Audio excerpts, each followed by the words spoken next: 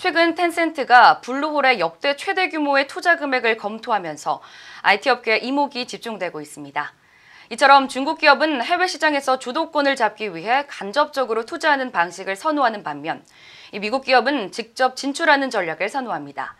두 진영의 상반된 전략에 대해 뉴스룸에 나와 있는 주윤성 기자와 이야기 나눠보도록 하겠습니다. 안녕하세요. 안녕하세요.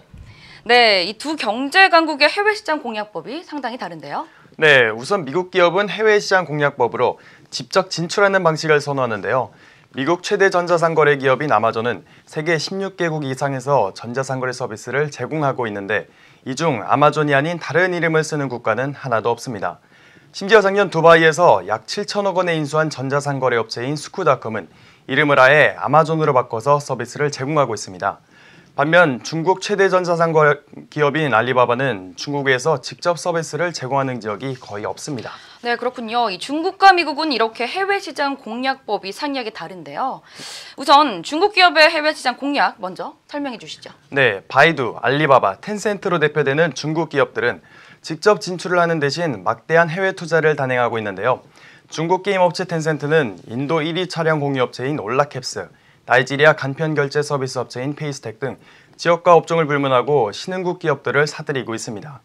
중국 텐센트는 한국에서도 직접 진출하는 대신 카카오와 넷마블의 투자에 3대 주주 자리를 확보했고 최근에는 말씀하셨던 배틀그라운드를 개발한 블루홀 게임즈 투자도 검토 중에 있습니다.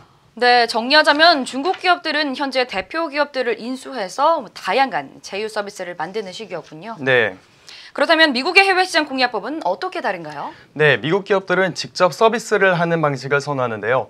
구글은 일부 인터넷 접속 환경이 좋지 않은 지역을 제외하곤 검색, 이메일 지도 등 주요 서비스를 세계 어디서나 동일하게 제공합니다.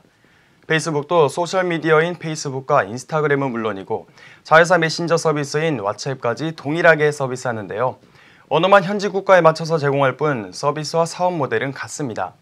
넷플릭스도 세계 200여 국가에서 똑같은 콘텐츠를 제공하면서 1억 명이 넘는 유료 사용자를 확보하고 있습니다. 네, 그런데 제가 알기론 중국에서는 미국의 유튜브 이용이 제한되고 있고 또 미국은 중국 통신 장비 사용이 제재되는 등 이 미국과 중국 인터넷 기업들은 서로 상대 국가에 대해 존재감이 없지 않습니까? 네. 그 이유는 무엇인가요? 네, 그 이유는 양국 정부가 한결같이 국가 안보를 내세워 상대방 업체의 기업을 진출을 사실상 막고 있기 때문입니다.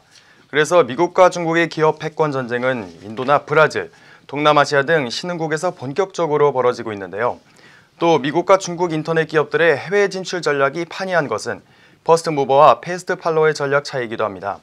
퍼스트 무버인 미국 업체는 새로운 비즈니스 모델을 창출해 온라인 광고 시장을 선점하는 반면 후발 업체인 중국 업체는 검색이나 소셜미디어 등 미국 기업이 선점한 영역은 피하며 다양한 분야에서 신흥국을 중심으로 사업을 확대하고 있습니다. 네, 미국과 중국의 상반된 해외 시장 공략법에 대해 이야기 나눠봤는데요. 신흥국에서 벌어지는 인터넷 기업의 패권 전쟁에서 최후의 승자가 누가 될지 관심이 집중되고 있습니다. 지금까지 주윤성 기자와 이야기 나눠봤습니다. 고맙습니다. 고맙습니다.